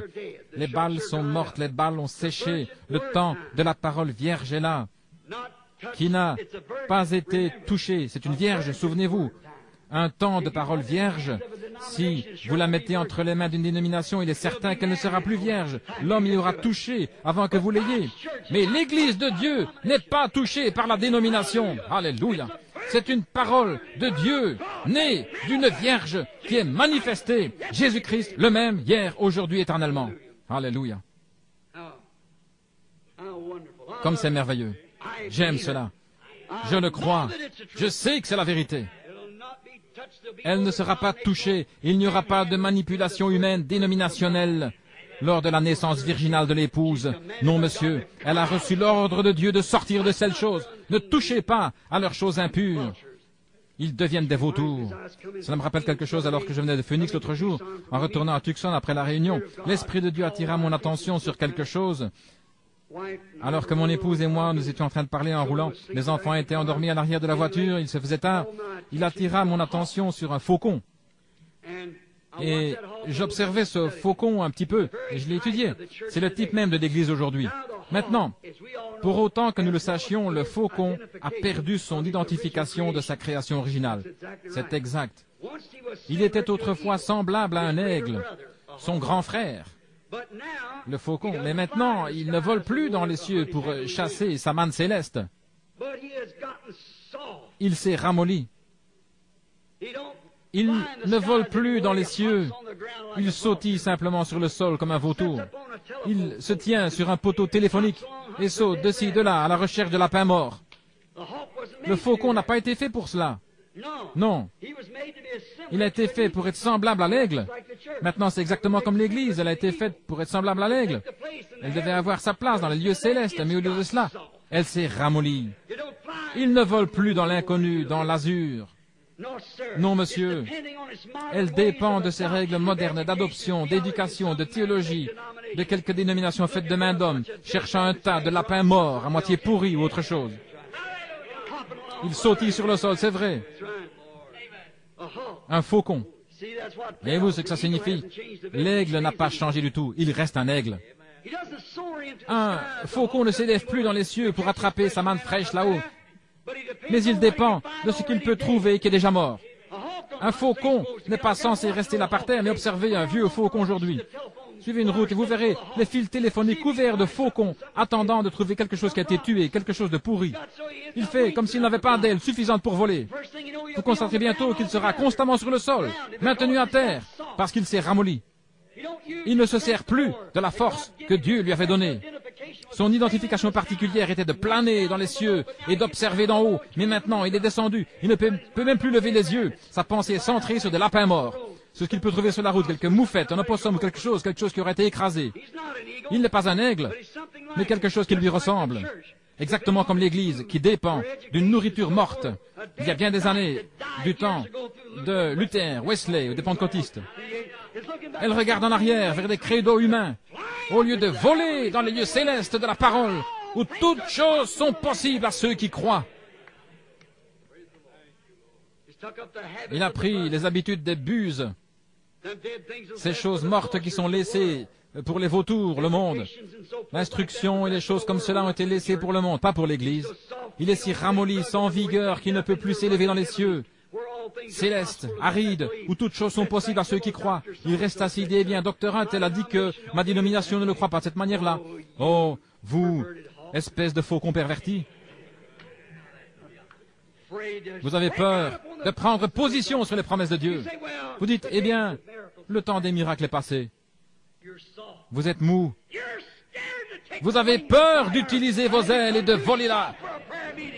Êtes-vous devenu trop mou pour une réunion de prière? Êtes-vous arrivé au point d'avoir peur de rester plus de 10 minutes à l'hôtel? Vous sautiez comme un vautour qui mange de la charogne morte sur le sol. Oui, monsieur, le faucon est trop mou pour pouvoir encore supporter ce qui est aride. Il saute comme un vautour et mange de la nourriture de vautour. Voilà ce que c'est vrai. Au point qu'il commence à ressembler à un vautour. Il agit comme un vautour. Il n'a plus rien d'un faucon. Il est plus un vautour qu'un faucon. Un faucon est censé planer, non pas se tenir sur un poteau téléphonique et guetter un lapin mort pour ensuite aller là-bas, sauter de ci, de là sur la route, comme un vautour. C'est à peu près la façon de l'Église aujourd'hui. À quoi bon monter là-haut et voler alentour alors que je peux avoir des lapins ici? Mais ils sont morts, ils sont pourris, ils sont contaminés. Autrefois, ils étaient bons. Ainsi en est-il de la doctrine des luthériens, de Wesley, des pentecôtistes. Pourquoi mangez-vous comme un vautour?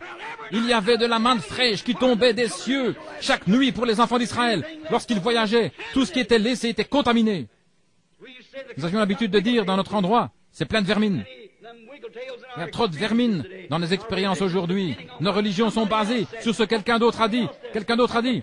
Et que la promesse est pour un autre âge. Un homme est venu me voir il n'y a pas longtemps, un prédicateur baptiste, il est venu chez moi pour me dire, vous savez, je vais vous simplement vous corriger sur quelque chose. Je lui ai dit sur quoi? Il a dit, vous essayez d'enseigner que dans cet âge-ci, une doctrine apostolique, l'âge apostolique est terminé.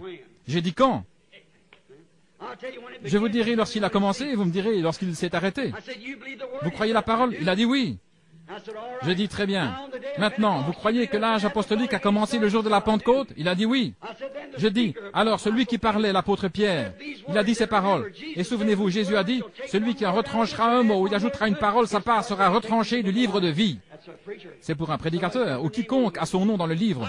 J'ai dit, Pierre a dit, repentez-vous chacun d'entre vous et soyez baptisés dans le nom de Jésus-Christ pour la rémission des péchés et vous recevrez le don du Saint-Esprit. Car la promesse est pour vous et pour vos enfants, pour ceux qui sont au loin, aussi grand nombre que le Seigneur Dieu les appellera. Alors, quand est-ce que ça s'est terminé? Nous y sommes encore. C'est une bande de faucons qui se sont transformés en buses et sautillent autour d'une carcasse morte qu'un autre âge a tué pour eux. C'est vrai. Plus de la manne fraîche qui vient des cieux. Ils n'en veulent pas. Ils ne peuvent pas avoir de réunion de prière. Ils ne sont pas des aigles pour commencer. Mous, pas vigoureux. Ils sautillent simplement là aux alentours. Nos dénominations modernes sont ainsi. Elles s'appuient sur l'enseignement d'une théologie humaine qui essaye d'expliquer, de se débarrasser par des explications ces choses. Et ils acceptent cela. Ils ne veulent pas prendre la parole qui dit que Jésus-Christ est le même hier, aujourd'hui, éternellement. Ils ne veulent pas prendre Malachie 4. Ils ne veulent pas prendre toutes les autres promesses concernant ce jour-ci et qui disent combien l'âge de l'Église, comme le prophète l'a dit, il y aura de la lumière au temps du soir. Ils ne prennent pas ceci. Ils veulent sautiller autour de ce que quelque organisation pentecôtiste a tué il y a 100 ans et manger de la manne à moitié pourrie. C'est vrai. Remarquez, l'Église est si charnelle. Elle se nourrit d'une charogne mondaine, des choses mortes du monde exactement comme le fait le vautour. La politique dans l'Église, ils ne laissent pas le Saint-Esprit envoyer un homme vers une Église. Ils doivent avoir une politique et voir si la dénomination va le recevoir ou pas. C'est vrai, ils aiment le monde, ils s'habillent comme le monde, ressemblent au monde, ils agissent comme le monde, ils sont des vautours comme le monde, ils sont paresseux, mous, font des compromis. Comme c'est ça, un point c'est tout. Avez-vous déjà vu un aigle faire des compromis? Non, monsieur! Il n'y a pas de compromis en lui. Et c'est pareil pour un chrétien authentique, il n'est pas mou. Il va chasser jusqu'à ce qu'il trouve. Amen. Oui, monsieur, il trouvera sa nourriture. Il veut de la manne fraîche. Il va descendre et creuser jusqu'à ce qu'il la trouve. Il va voler de plus en plus haut. Si ce n'est pas dans cette vallée, il s'élèvera un peu plus haut. Plus vous allez haut, mieux vous allez voir. Ainsi, il est temps pour que les aigles de ce jour volent plus haut, et creusent dans les promesses de Dieu. n'est pas vivre de la nourriture de vautours qui a été tuée il y a des années. Sortez de là. La politique votée pour qu'on dire ceci, cela ou autre chose, et le Saint-Esprit n'a plus le droit de citer dans l'Église. Plus de réunions de prière, plus agoniser avec Dieu pour qu'il accomplisse sa parole, plus croire que la parole est la même hier, aujourd'hui, éternellement. Ils ont simplement dégénéré en vautours, sont devenus une dénomination, ils ont mis leur nom dans le livre et sont devenus paresseux et mous. Ils se tiennent là-bas en savourant une sorte de charogne morte, alors qu'ils devraient être au moins des faucons qui sont des frères semblables à l'aigle. Le prophète qui apportait la véritable parole de Dieu la manifestait. Et il se base sur une théologie humaine à moitié pourrie. Où est-ce que cela mène? Dans quelques programmes humains d'école du dimanche, qu'un éducateur a tué pour eux là-bas, dans un séminaire, leur disant que le temps des miracles est passé, le baptême du Saint-Esprit n'existe pas, et tout ceci est du non-sens. Vous voulez me dire qu'un aigle mangerait ça? Il ne le peut pas. Non, monsieur, pas plus qu'un chrétien ne mangera de cette charogne morte des vieilles doctrines dénominationnelles. Il veut la parole de Dieu fraîche, la promesse de l'heure. Dieu a promis des lapins au temps de Luther. Il a promis d'autres choses dans d'autres temps. Mais maintenant, il nous a promis un repas complet. Le menu complet en 7 plats. Avec tous les 7 seaux ouverts et tout prêt pour la parole de Dieu. Pour ceux qui peuvent recevoir. Alléluia. Des faucons qui sautillent là comme des buses. Oh là là. Pensez-y, combien l'heure est critique. Autant le faucon a perdu depuis longtemps son identification de faucon, de même l'Église a perdu depuis longtemps son identification de petit frère de l'aigle, le prophète de Dieu, autrefois porteur d'une vraie parole, la justification, puis il devint porteur de la sanctification, puis il devint porteur du baptême, du Saint-Esprit, la restauration des dons. Mais alors, quand elle va chercher à revenir, constamment manger de la manne d'un autre jour, c'est pourri, ce n'est pas bon. Un aigle authentique de ce jour sait que c'était très bien, mais nous avons reçu cela plus, au point que Jésus-Christ est manifesté dans la plénitude de sa puissance, comme il avait promis pour ces derniers jours. Elle est maintenant une balle sèche, c'est passé. L'Esprit de Dieu est passé à travers elle, c'est vrai, et elle n'héritera pas avec la parole semence confirmée. Elle n'héritera certainement pas, elle ne sera pas dans l'enlèvement, elle sera un membre d'église, elle pourra venir dans la seconde résurrection, elle sera jugée selon ce qu'elle aura entendu. Si vous êtes ici ce soir juste un membre d'église, quel sera votre jugement quand nous devrons tous nous tenir là et témoigner que vous avez entendu la vérité? Elle ne vole plus dans l'azur, dans l'inconnu, dans le surnaturel, où il y a la puissance, les hauteurs des promesses de la parole éternelle de Dieu qui a rendu toutes choses possibles pour ceux qui croient. Elle ne veut pas croire cela, elle retombe directement sur les fils téléphoniques et elle dit, ma dénomination dit que les lapins font l'affaire. Bien qu'il y ait des asticots, c'est très bien quand même, voyez. Elle se base là-dessus. La Pentecôte est comme sa sœur vautour dénominationnelle, occupant maintenant des sièges au grand conseil des impies, certainement, écoutant leurs dirigeants politiques mondains qui la nourrissent de la nourriture de vautours, de lapins morts et de quelque chose qui est passé depuis 50 ans. Voilà l'état de l'Église pentecôtiste. Oh là là, De même que Sarah a essayé d'accomplir la promesse du surnaturel en choisissant Agar. De même, l'Église essaye de provoquer un réveil. Nos grands évangélistes annoncent à travers les pays aujourd'hui un réveil dans notre temps, un réveil dans notre temps. Vous tous, méthodistes, baptistes, pentecôtistes, rassemblez-vous tous. Comment pouvez-vous avoir un réveil de manne fraîche sur un vieux vautour mort? Comment pouvez-vous l'avoir? Un réveil dans notre temps. Le réveil sera si petit qu'ils ne sauront jamais qu'il s'est produit. Les pentecôtistes disaient, oh, une grande chose arrivée. Et c'est arrivé, ils ne le savent même pas. C'est ça, vous voyez? Oui, monsieur. Car là où est la carcasse, là s'assembleront les aigles. C'est ce qu'il a dit. Qu'est-ce que la carcasse? La parole. Il est la parole, la carcasse, Christ. Christ en vous, le même, hier, aujourd'hui, éternellement. Combien c'est vrai. Sarah, essayant de faire que les promesses s'accomplissent. Comme l'Église aujourd'hui, un grand réveil dans notre temps. Par quoi? Par une promesse pervertie. Comment allez-vous le faire alors que Dieu n'a jamais béni les organisations? Il n'a jamais utilisé une organisation.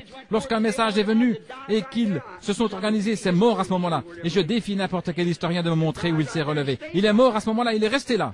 Dieu est sorti tout droit de ce porteur pour entrer dans un autre, sortant des luthériens pour entrer dans les méthodistes, sortant des méthodistes pour entrer dans les pentecôtistes. Maintenant, il est sorti des pentecôtistes pour entrer dans la semence. Parce que ce devait être la semence. Vous ne pouvez pas battre la nature.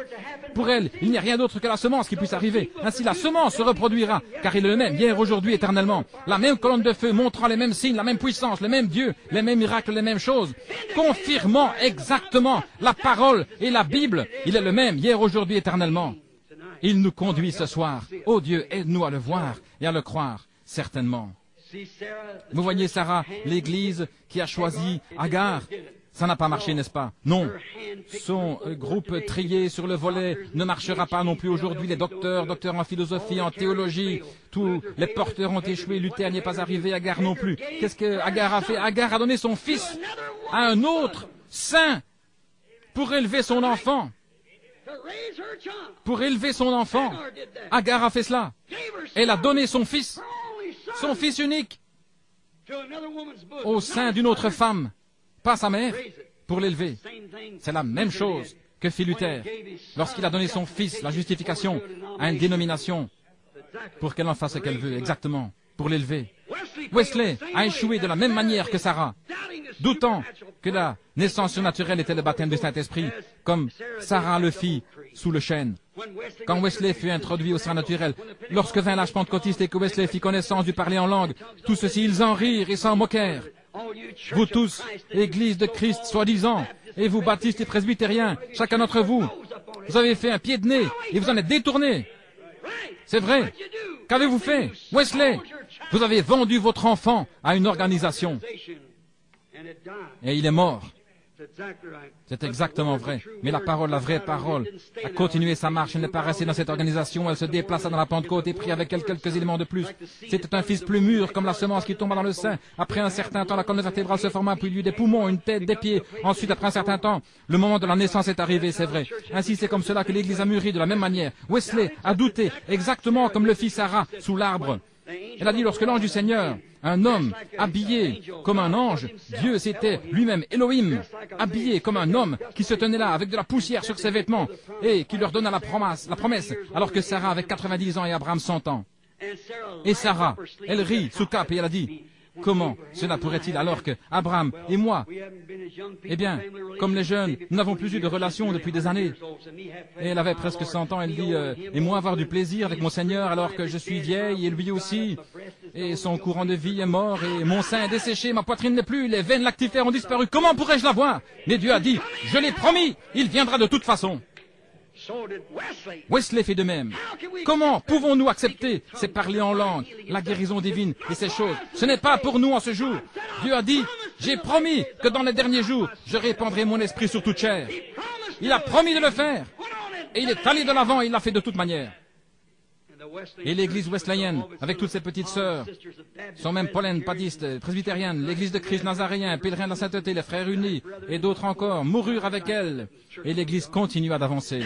Maintenant, que fit la Pentecôte? Elle s'est organisée, juste comme la balle. Elle a fait la même chose. Elle s'est organisée. Elle s'est mise elle-même au rang de la balle, c'est vrai. La Pentecôte fut comme Marie. Regardez comment fit Marie à la fête de la Pentecôte. Qu'est-ce que Marie a fait de faux? Une fois au cours de la fête de la Pentecôte, elle fut confrontée à un groupe de dignitaires, de prêtres. Quand son fils, elle ne pouvait le trouver nulle part. Elle dut revenir sur ses pas après 3 jours de marche. Elle avait quitté, comme l'église moderne d'aujourd'hui. L'église l'a quitté depuis environ 3 fois 25, depuis 50, 75 ans. Elle le laissa à la fête de la Pentecôte. Marie revint avec Joseph et ils le cherchèrent pendant 3 jours. Elle l'avait cherché sans pouvoir le trouver. Mais finalement, elle le trouva. Où l'a-t-elle trouvé? Elle l'a trouvé dans le temple, discutant de la parole de Dieu avec les prêtres. Et juste devant ces prêtres, ces dignitaires. Alléluia.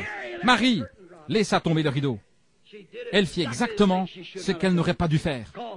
L'appeler Dieu, la mère de Dieu. Une mère devrait avoir plus de sagesse que son fils. Et elle dit, « Ton père et moi t'avons cherché nuit et jour avec larmes. » Ton père et moi, prétendant que la naissance n'était pas surnaturelle, que Joseph était le père de Jésus. Elle reniait la naissance surnaturelle. La Pentecôte prit le parler en langue. Ils renièrent la naissance de la parole. C'est exactement ce qu'ils ont fait. Ils en prendront une partie, mais laisseront l'autre. La Pentecôte a renié la naissance de la parole comme Marie l'a fait. Mais observez, il n'y aura plus d'organisation après ceci. Observez la parole elle-même, âgée seulement de 12 ans. Simplement une toute petite chose qui se trouvait là, dans la balle. Il a dit, « Ne sais-tu pas que je dois m'occuper aux affaires de mon père ?» La parole a corrigé l'Église juste là. Pourquoi fais-tu toutes ces choses? Tu sais que tu ne peux pas faire ceci. Nous fermerons nos portes, nous ne te laisserons pas entrer. Car ne sais-tu pas que je dois m'occuper des affaires de mon père? Certainement, certainement. Le véritable charme surnaturel prétendit simplement qu'il était le fils de Joseph, un simple homme, ou comme le fit la Pentecôte, qu'il était un parmi 3. Oh, je sais que ça blesse. 1 parmi 3, mais il était tous les 3 en un. Mais les pentecôtistes, oh oui, il est le fils du Père, du Saint-Esprit. Oh là là. Mais la véritable parole parle sans détour et dit, il n'y en a pas 3, mais il n'y en a qu'un. Vous ne connaissez pas la parole de Dieu? Ça n'en fait pas 3, mais 1. Remarquez, il n'y aura plus de porteurs, d'églises mères, de dénominations, après cette balle porteuse, parce qu'après la balle, il n'y a plus, à ce moment-là, il ne reste plus rien que le grain. Est-ce vrai? Il faut que ce soit le grain, ça doit être la même sorte que ce qui est entré dans le sol. Jésus-Christ, le même, hier, aujourd'hui, éternellement. Un esprit vient sur l'épouse pour faire les mêmes choses qu'il a faites. Voyez? C'est la nouvelle reproduction du grain. La parole, même jeune, a parlé pour elle-même. Et tu ne sais pas que je dois m'occuper des affaires de mon Père? Voilà le secret du message. Exactement. Les affaires du Père. Que sont les affaires du Père? Pourriez-vous penser à ce qu'étaient les affaires du Père pour lui? Accomplir ce qu'Ésaïe avait dit, une vierge concevra. Accomplir Ésaïe encore, le boiteux bondira comme un cerf. Et toutes ces choses qui devaient se produire, comme dit Moïse, le Seigneur votre Dieu suscitera parmi vous un prophète comme moi. C'était les affaires du Père d'accomplir cette parole-là. Eh bien, si cela est arrivé au travers des tiges de cette femme naturelle, qu'en est-il des tiges de ces femmes églises spirituelles? Les églises représentent des femmes, ou plutôt les femmes représentent des églises, n'est-ce pas? Alors, qu'est-ce que c'est maintenant? Nous devons nous occuper des affaires du Père. Crierait le froment, le grain. Oui, monsieur. Qu'est-ce que ça doit faire? Confirmer. Malachie 4. Confirmer. Luc 17, 30. Confirmer. Hébreux 13, 8. Confirmer. Jean 14, 12. Confirmer la totalité de sa parole. Confirmer Hébreux. Je veux dire, Apocalypse chapitre 10.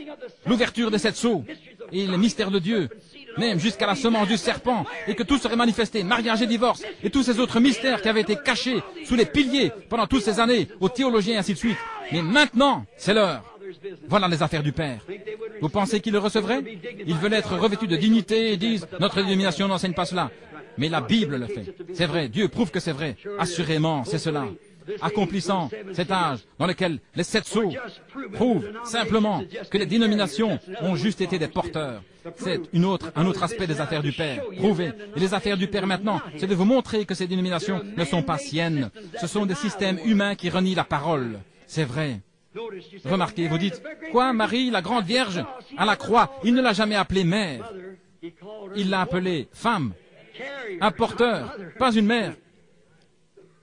C'est vrai, elle fut le porteur de la parole. mais elle n'était pas la parole. Il était la parole. Oh oui, notez aussi, elle ne fut pas identifiée avec lui dans la résurrection. Il est mort et ressuscité parce qu'il était la parole. Elle fut juste un porteur. Elle mourut et est toujours dans la tombe. C'est vrai. Ainsi, elle fut juste un porteur, pas sa mère, pas Dieu. Elle fut juste un porteur comme sont les églises, c'est vrai. Cela montre qu'elle fut simplement un porteur, pas la parole. Terminons en disant ceci. Oh, faucons pentecôtistes, en train de sauter de ci, de là comme des vautours, prenant part au monde comme le fait le reste d'entre eux, ayant une forme de piété suffisamment pour séduire les élus même si c'était possible, mais reniant ce qui en fait la force, comme le prophète le dit ici, un parfait exemple de ce que la parole de Dieu prédit dans les derniers jours, une église de l'âge de Laodicée, nue, aveugle, misérable, pauvre, malheureuse, et ne le sachant pas, prétendant qu'elle est grande et riche, n'ayant besoin de rien, et ne sachant pas qu'elle a été changée d'un faucon, un frère semblable au prophète pour préserver l'intégrité de la parole de Dieu, elle a été changée en vautour, nourrissant ces gens de lapins ecclésiastiques morts. C'est exactement la vérité. Réveillez-vous! Oh là là! Comment pouvez-vous vous attendre à être identifié ou héritier avec les aigles quand il y a de telles choses dans cette grande heure où l'enlèvement est proche? Ô chrétiens, ô croyants, si vous avez été un croyant partiel, continuez à assister aux réunions pour quelque temps, voulez-vous. Je crois que nous avons quelque chose ici que le Seigneur désire vous faire connaître. Il est tard, je ne peux pas aller plus loin, je dois m'arrêter, peut-être finir demain soir. Mais regardez, inclinons la tête juste un moment.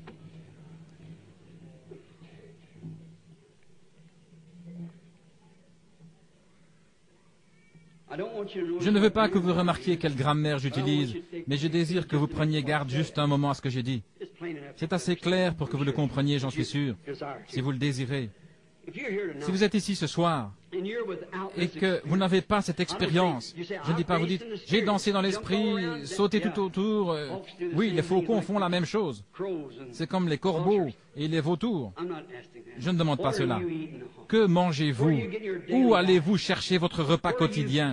De quoi vous nourrissez-vous? De la parole de Dieu ou de quelque vieille charogne qui a été utilisée là-bas il y a des années?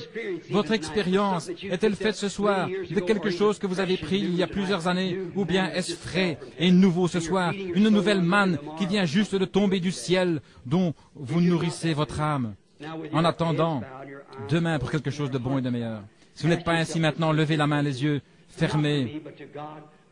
Pas vers moi, mais vers Dieu. Voulez-vous lever la main en témoignage et dites, « Oh Dieu, conditionne mon âme et mon esprit pour que je puisse me nourrir uniquement de la parole de Dieu. » Voudriez-vous simplement lever la main et dire, « Que Dieu vous bénisse, que Dieu vous bénisse. » Je ne sais pas exactement combien de personnes ici.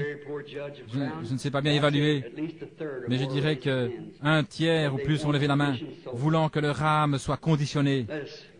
Souvenons-nous, dans la prière maintenant, alors que nous courbons la tête, « Cher Dieu, je suis seulement responsable de dire la parole. » Et par ces simples petites paraboles, des petits types, les gens voient que l'un n'héritera pas avec l'autre. Et nous savons que dans les derniers jours, il va y avoir des gens qui vont être enlevés dans les cieux. Et certains d'entre eux seront ici quand Jésus viendra. Et nous nous attendons à ce qu'ils viennent, même ce soir. Et je pense qu'il y a 30 ans, à peu près 30 ou 33 ans, j'étais agenouillé ici peut-être à ce moment de la nuit, aux alentours de 9h30 ou 10h, priant pour un père qui était perdu. Ce soir, Seigneur, je prie pour de nombreux pères, de nombreuses mères, des frères et des sœurs. Ne ferais-tu pas miséricorde du bien-aimé? Il est maintenant trop tard pour mon père de faire quelque chose à ce sujet. Il est passé au-delà des frontières de cette vie. Et bientôt, Seigneur, nous passerons tous par ce chemin. Je dois moi aussi emprunter ce chemin. Chaque homme, chaque femme, jeune homme ou jeune fille ici doit emprunter ce chemin. Et nous serons responsables de ce que nous faisons de la parole de Dieu. Combien cet homme paraissait petit à côté de David lorsqu'il cracha sur lui. Combien ces gens qui crachèrent sur Jésus, la parole, Ceux qui le percèrent seront petits quand il reviendra. Combien petits se sentiront les gens qui pouvaient s'en aller d'ici après avoir vu, non pas dans quelques grands termes grecs et ainsi de suite, mais dans la nature elle-même qui nous parle de Dieu le Créateur, pouvant voir les porteurs de la parole et la parole elle-même et connaître l'heure à laquelle nous vivons, et que c'est maintenant le temps de la moisson. Dieu bien-aimé, ne nous laisse pas nous détourner de ceci pour quelque folie du monde, mais laisse-nous le recevoir ce soir de tout notre cœur. Seigneur, crée en moi un bon esprit, l'esprit de vie, afin que je puisse croire toutes tes paroles, accepter Jésus la parole, le même, hier, aujourd'hui, éternellement, et croire aujourd'hui à la partie qui a été donnée pour cet âge-ci. Accorde-le, Seigneur, je le demande dans le nom de Jésus. Et maintenant, je vais demander à chacun d'entre vous, alors que vous êtes ici, pensant très sincèrement à ceci, nous n'avons pas d'église pour que vous vous y joigniez. Nous avons un bassin là pour y être baptisés. Tous ceux qui crurent furent baptisés.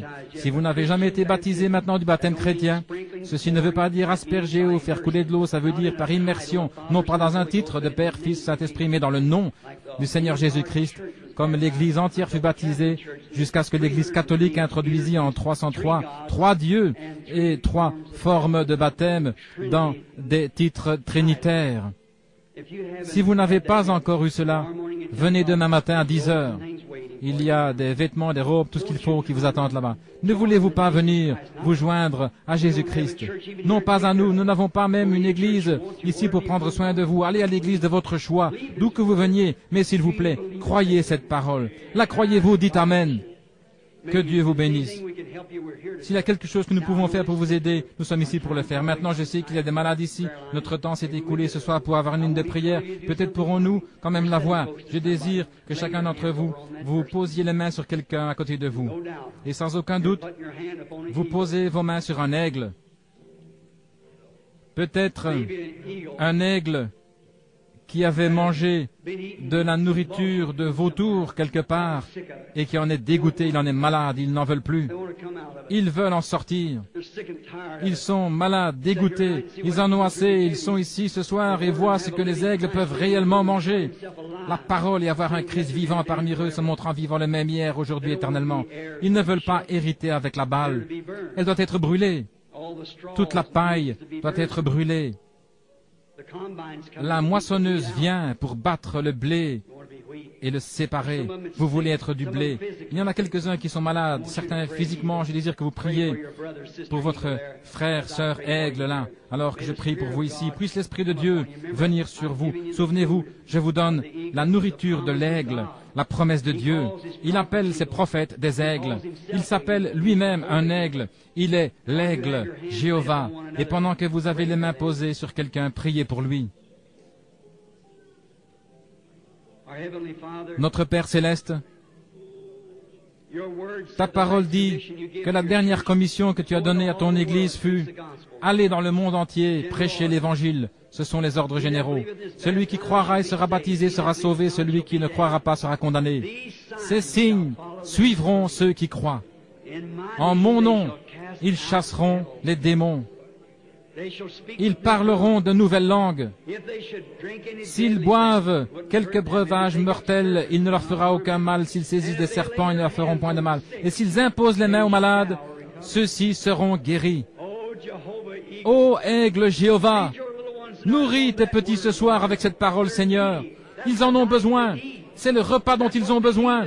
C'est ce dont ils ont besoin, connaître ce qu'est la nourriture, ce qu'est le ainsi dit le Seigneur. Tu as promis que s'ils imposaient les mains les uns aux autres, qu'ils seraient guéris. Ô Seigneur Dieu, enlève maintenant de nous tout doute et toute pensée de vautour. Nous nous nourrissons solennellement de la nourriture de l'aigle, de la parole de Dieu. Que tout esprit impur qui est dans ces gens, tout esprit de doute, tout esprit de crainte, toute prétention dénominationnelle, toute habitude, toute maladie, toute affection parmi le peuple, que cela parte dans le nom de Jésus-Christ, que cela sorte de ce groupe de gens, qu'ils puissent être libres à partir de cette heure, afin qu'ils soient capables de manger de la nourriture d'aigle que nous croyons que tu vas nous envoyer au cours de cette semaine. Seigneur, brisant ces sceaux et nous montrant ces mystères qui ont été cachés depuis la fondation du monde, comme tu l'as promis. Ils sont à toi, Père, dans le nom de Jésus-Christ. Amen. Tous ceux qui croient et acceptent, levez-vous et dites, je crois, j'accepte cela. Ce que Dieu m'a promis, je le reçois. Que le Seigneur vous bénisse. C'est merveilleux. Tout le monde est debout. Chantons-lui cet hymne maintenant. Je l'aime, parce qu'il m'a aimé le premier. Tous ensemble maintenant.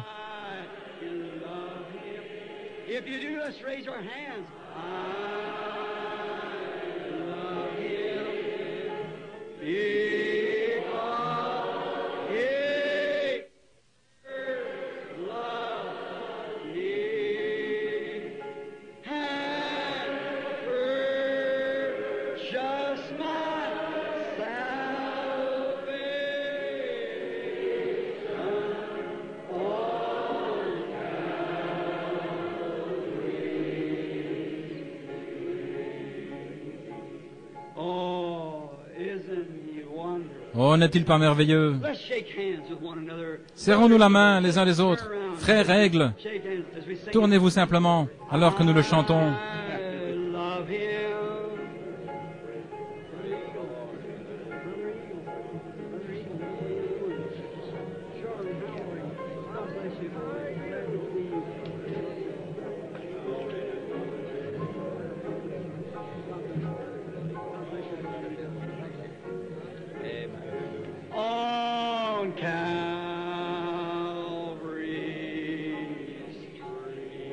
Let's raise our hands again to him.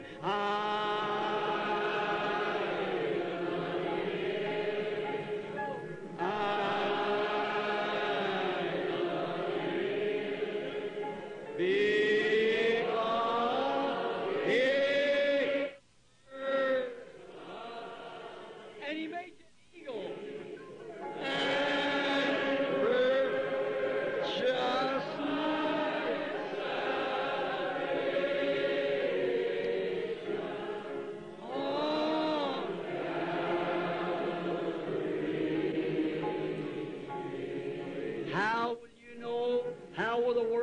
Comment saurez-vous, comment le monde saura-t-il que vous aimez Jésus? Parce que nous nous aimons les uns les autres. C'est ainsi que le monde... Vous voyez, Dieu voit votre foi, le monde voit vos actions. Aimez-vous les uns les autres, soyez aimables les uns avec les autres, parlez l'un de l'autre avec patience et toute instruction supplémentaire que nous pouvons donner concernant le baptême, la recherche du Saint-Esprit. Nous n'avons pas suffisamment de salle ici pour faire cela, vous comprenez. L'appel à l'autel. Si Dieu vous a convaincu que ceci est vrai, que Jésus-Christ est le même hier, aujourd'hui, éternellement, et que vous désirez vous joindre à lui, allez, soyez baptisés demain dans son nom. Il y aura là-bas des hommes pour vous instruire. Nous ferons tout ce que nous pourrons pour vous aider.